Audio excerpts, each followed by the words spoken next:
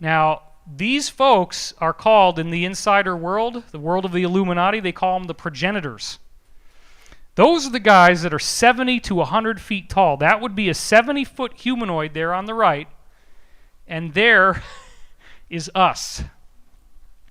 Now, what I'm telling you is, yeah, everybody's standing up. You see that? It's a dramatic moment.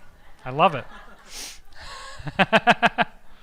That little pipsqueak over there on the left is the height that we have now. Now imagine that our space program, we start building ships that can travel out of the solar system. You know that they exist. You know that they got the Roswell crash, right? You know they reverse engineered it. You know about Area 51. Don't you think they'd fly into space? Don't you think they'd want to see some stuff out there once they got out there? Guess what they found? They found all kinds of build-outs inside moons and inside asteroids predominantly, where the entire room is built for people that are that large. Now imagine walking into a room where the countertops alone are like 40 feet high. All the original equipment has been removed, probably because of scavengers, bone pickers. So a lot of what we find out there is big, giant, empty rooms that are massive in size with very massive doors that are like 100 feet tall.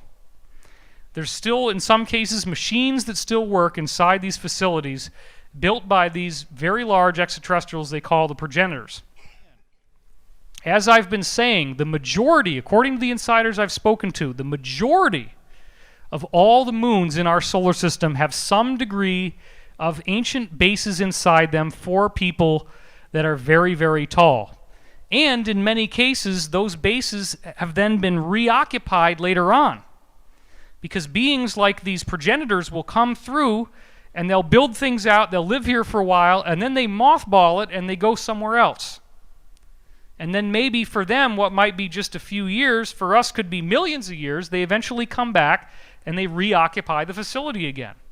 So these facilities are ready to go. So in a lot of cases, we just fly in and we start building out what's already been built there, and it saves us an awful lot of time. So this civilization, this renegade group we call the Progenitors, according to the military insider, Richard Hoagland's top insider, this military group, the Progenitor people were on the run. They were criminals, and they were sent to our solar system. This was their place of refuge and escape. And they colonized our fourth planet, which is Electra or Tiamat. And this planet was where they grew to ultimately at least 100 billion people, and probably a lot more than that. They were all in the 70 to 100 foot tall range. They're very large, and a larger planet supports a larger body, so this all makes sense. So Mars would have been a much smaller moon compared to the size of this planet. Now, again, it was originally a moon, and then after the planet, it probably had some settlement while the big planet was settled, and then after the big planet totally exploded, some of the settlers on Mars survived. So that might be the size of Mars compared to the original super Earth. It was very large. So Tiamat or Electra exploded, and here's the thing. Our Earth's moon was the crown jewel of their entire collection. The moon was actually an ancient build-out. I have been told by almost everybody who's a space program insider across the board, the entire interior of our moon, all the way around, 360 degrees in every direction, 20 to 50 miles deep, and it's all hollow, and it's all loaded with rooms for these 70-foot tall Progenitor people inside. The whole interior of the moon. That trips me out. So there was a last-minute effort to flee inside the moon. Apparently billions of them managed to get in at the last minute, but the moon, even so, was heavily damaged as they fled. They could drive the moon away from the damage, but the problem is there were chunks of their original planet, which we now call asteroids, flying around everywhere, and they were getting hit. Boom, boom, boom, boom, boom. So they took a lot of damage, and a lot of that ancient base inside was destroyed. The moon was heavily damaged on the inside. There were bodies everywhere. It was horrible. They lost a lot of their technology. This is one of the things we've heard, is that after the moon went out there, they resettled on Mars, and they got shorter. their height starts to drop. So this appears to be when they go down to about the 36-foot range and lower. So they lose their height, and they've got bodies all over the place inside, and it stinks. It's horrible. There's flies. It's just disgusting. So they have to resettle on the surface of the moon by building domes out of that same glass or something similar that they could still do, and they rebuilt their civilization in glass domes on the surface. At this point, they had trees and plants and all kinds of cool things under the glass on the moon. So the moon was like a really nice place to live. And they start traveling to the Earth as giant humans compared to what was native on Earth, which was probably just like caveman. And they began creating huge cities. And as the tides on the Earth kind of jump-started everything, and as the conditions got better, they eventually built an enormous civilization on Earth in what we now think of as Northern Africa. And that is the area that you see here as the Sahara Desert and Saudi Arabia, the whole Persian Gulf, and then on up even into the Carpathian Mountains up there. Now, there's kind of a problem here, isn't there? What does it look like right now? It's like a big old wasteland of nothing. Well, it turns out that these people still could not get over their warlike ways. They still wanted to kick ass. They still wanted to kill people. And eventually their enemies came and wiped them out again. And one of the most fascinating things the insiders told me is, forget about even leaving the Earth. If you're a treasure hunter and you want to find good stuff, all you got to do is have the advanced satellite technology they already possess and start digging down in the desert. Sahara. You could go as little as 40 feet down, sometimes up to 200-300 feet of sand down, and there is an extraordinary amount of technologically advanced artifacts down there. They're everywhere.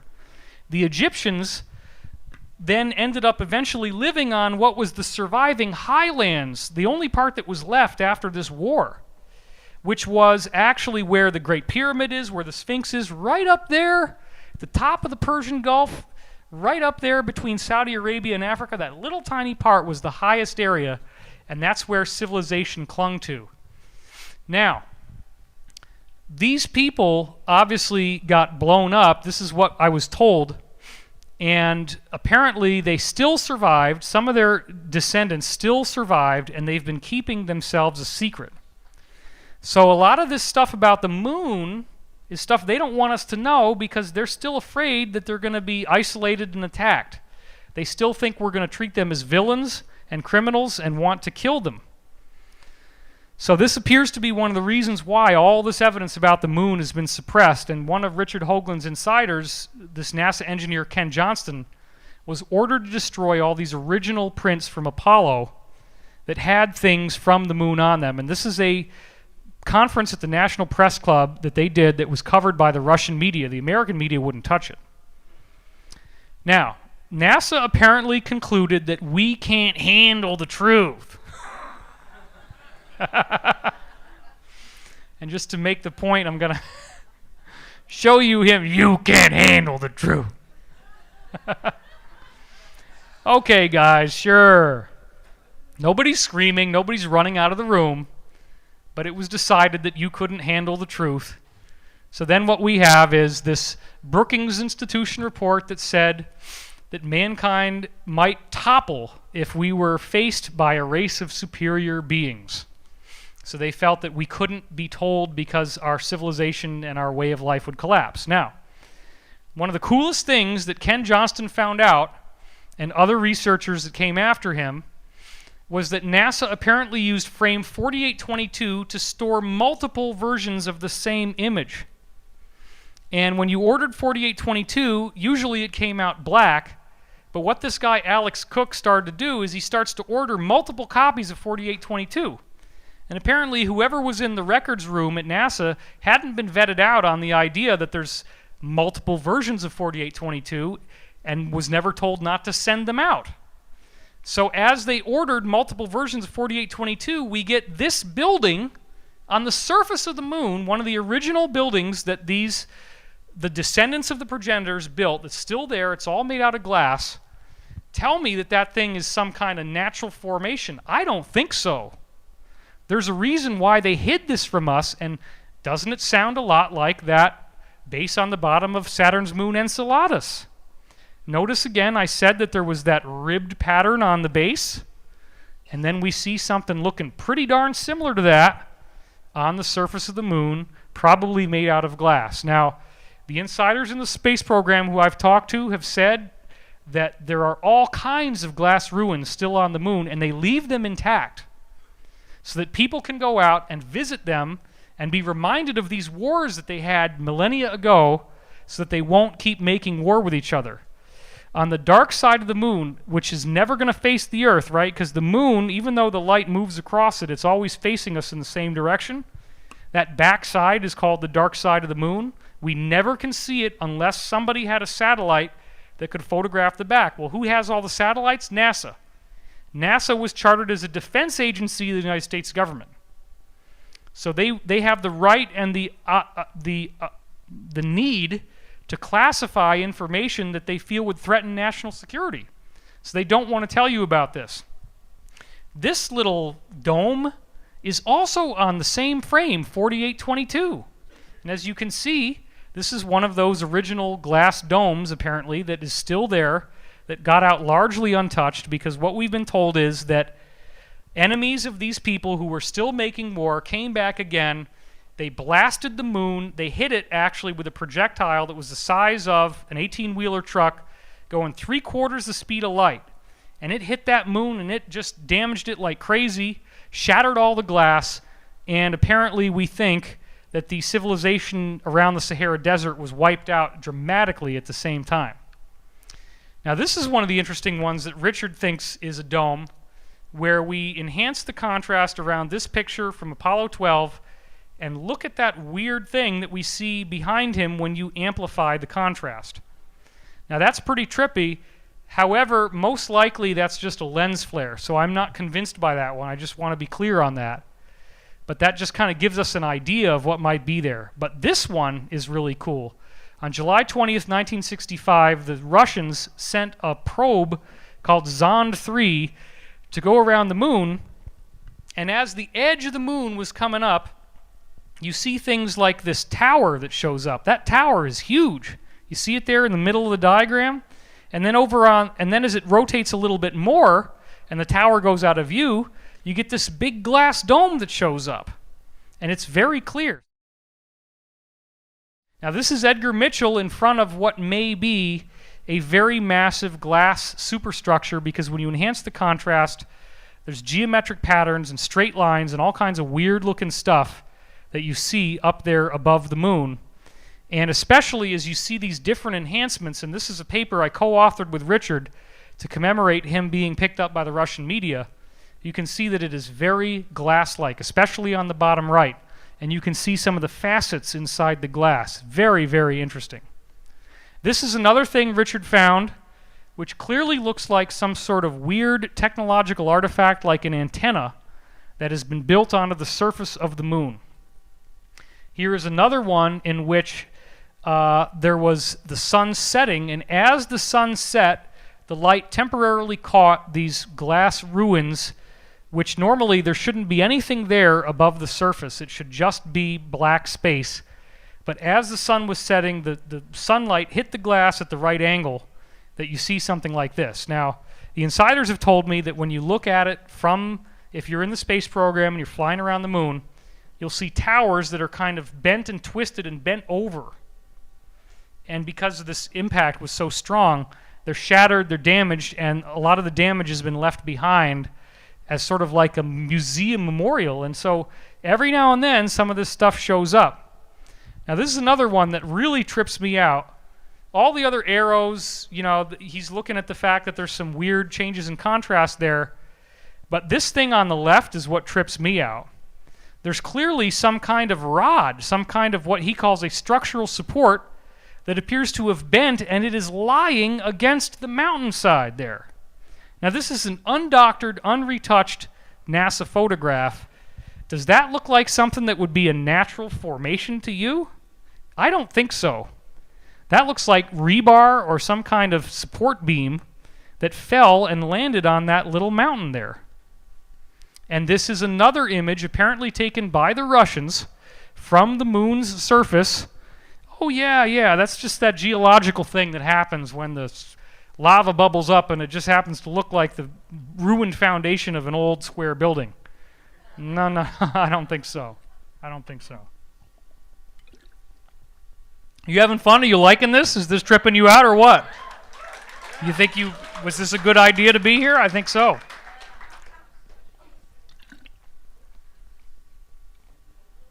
All right. Now, this is the grand poobah of all of it right here. The largest plane on the moon is not an impact crater. Now here it says in the Nature Science Journal, gravity data suggest flats of volcanic basalt formed from tectonic stretching, which is a lot of gobbledygook to explain that there is a gigantic frickin' square made out of the craters that we see every time we look at the moon.